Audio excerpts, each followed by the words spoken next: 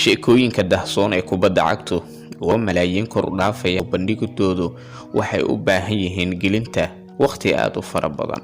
Haddaba maalmahan waxaan idin wadnay tobalneeda kubadda cagta, maantana waa mid kale oo xiiso badan.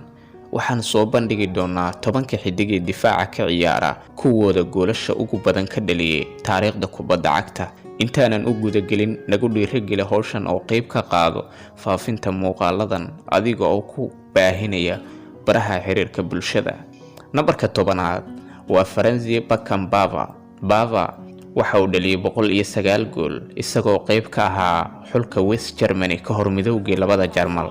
Nambarka 9 waa Paul Bernat. waxa uu dhaliyay 113 gool waxaana ka tirsanaa xulka wadanka Jarmalka. Difaaca ayuuna ka ciyaari jiray. Nambarka 8 waa Steve Bruce. waxa uu dhaliyay 113 gool isagoo matalayay fanaanada cadaanka ah ee wadanka England. Nambarka 7 waa Roberto Carlos, difaacii hore ee Madrid iyo kooxo badan.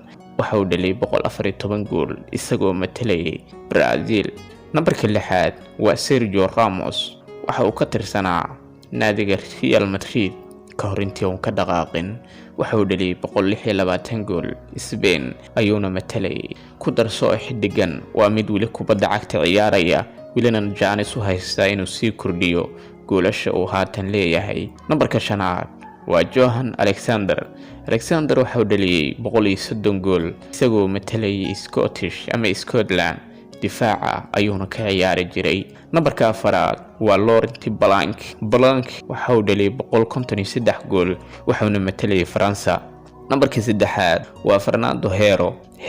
waxa uu dhaliyay 163 gool isagoo ka tirsanaa xulka wadanka Spain. Nambarka 2 waa Daniel Passarella.